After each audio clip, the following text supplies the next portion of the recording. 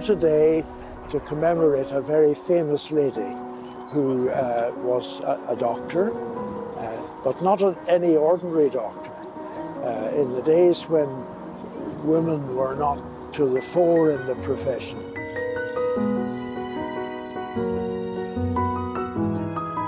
She was very much to the fore. She was a brilliant scholar, a very brave lady who volunteered her services in the First World War, and the government wouldn't allow her to go, so she applied to the French government, and they took her and looked after her, got her to a safe place where there wasn't any military action, but where she did a lot of good, and she was awarded the Croix de Guerre of the French government for her services in years afterwards. I had noticed on the local Facebook group here that one of the local historians, Kevin, had put on a post about Dame McIlroy, and that she had been, it was part of the Women in History Month, and I couldn't believe it when I read all her accolades and how at that time how a woman in medicine had achieved so much. I was extremely impressed. I'd never heard of her, so I'd seen how Kevin had mentioned how he thought it would be useful for her to have a plaque, and how her father, in fact she'd unveiled a plaque to her father, and that it would be really important for her to have her own plaque and for her to be recognised. So my dad is on the Ulster History Circle, and I thought this is a very good opportunity to have her name be remembered in Ballycastle, and her ashes are interred in this church, so I thought it was really a perfect place for her to be. The Ulster Scots Agency has had a very good working relationship with the Ulster History Circle for a long number of years, and each year we sponsor a number of their blue plaques. So we work together identifying individuals from an Ulster Scottish background who have made an important impact in society and community, or on our culture and history. And then as we have turned up here, as I say, with Dame Louise McIlroy in Ballycastle. Dr. McIlroy was originally a Kilrat's lady, but very quickly, of course, they became citizens of Ballycastle because her father was not only in charge of public health here in the town, but also in Rathlin Island, and in the case of any passing shipping that was going through. So there was a very big story to be told. Here was someone who lived a life of service at the highest possible level, and we honour her and salute her memory today. We've kind of brought her back from obscurity. I mean, yet she's a wonderful person. I mean, she was the first medical female graduate at Glasgow University, and as well as that, she was the first woman professor in obstetrics and gynaecology. So she's somebody that we really should honour, and we are honouring it. So it's a good one for the Ulster History Circle. I had the privilege many years ago of burying her ashes just a few yards away, and the ashes of her sister, and that was all part of a way in which we wanted to honour her, and those were her wishes. She wanted to be buried here because she'd grown up here, and she'd gone to school just down in our church hall. There was a school that prepared people for university entrance, and that's really the story of her, of what we're doing today. The point about her was that after she graduated from the Glasgow University, World War I started, so she went to the War Office and offered her services, but they said a battlefield is no place for a woman. So nevertheless, she went ahead and joined a Scottish group of female doctors, and they went out to France, and she was involved with the French hospitals behind the lines, and eventually she went over to Serbia, and then from Serbia on to Thessalonica in Greece, and then ultimately joined the Royal Army Medical Corps in Istanbul. Then it was called Constantinople.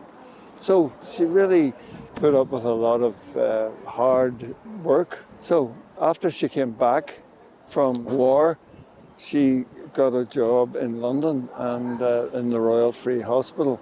And there she set up an obs and gynae department there. And in fact, she was very much involved in introducing pain killing for women in labour.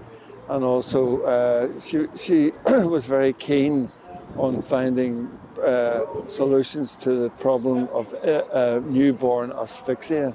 Another thing that she brought in and introduced to medical students in the Royal Free Hospital was contraception, and that was something that was quite new at the time. So that's basically what she was doing. Now, after a while, she retired and went into public practice in Harley Street. And when the Second World War started, she got involved with helping people with officers' wives, for example, hospital and Buckinghamshire Council. So it was quite a new thing, really, for her. She has a whole lot of firsts. She was the first medical female professor in Britain, in England rather, and as well as that there, she was the first female to get an honorary doctorate from Queen's, even though she hadn't been at Queen's, you know, so she was definitely a first in many respects. I think just so many firsts, and the field hospital in Serbia. I think you're doing good work on a daily NHS basis, but when you hear things like that, it's just, you know, and at a time where women weren't able to do things as easily, I think she was incredible and very inspiring. I drive past this church pretty much every day and have done for the last 20-something years. And I will now do so with a slightly different view, because I'll be looking at a little blue plaque. I confess that I've got a sort of personal interest in this. I discovered that Dame Louise McIlroy studied medicine at Glasgow University at exactly the same time as my great-great-grandfather, and that the two of them then worked together at the Victoria Infirmary in Glasgow, where she was, for several years, the gynae surgeon, and he was the head of medicine. So it's a pretty small world. I would like to hope that it will inspire somebody, particularly a young person, who will walk down Castle Street and see that blue plaque, and maybe Google or whatever it is that you do on the internet nowadays, and find out a little bit more about Dame Louise McIlroy, and also maybe even inspire them to say, well, if this lady could do it 100 years ago, I can do it as well. I can improve my life. I can be something. I can make a contribution to society. They probably don't think like that if they're 15 or 16 years of age, but I do hope that it will inspire a young person. And also it's important to remember those who have passed and have made such a valuable contribution in the past. One of the things about our plaques, and as I say, we have got quite a lot of them all over the 9 historic counties of Ulster. It's a kind of a tourist issue as well, you know, so when people are going around Derry or Belfast or Ballycastle and they see a plaque, they go to Wikipedia, first port of call, and find out more about them, you know. So it's an informative organisation. But as well as that, I think it does have a good effect on the morale of people in an area when they see blue plaques coming up. And there's always an argument about whether a blue plaque adds value to your house. Well, it's true. Yeah.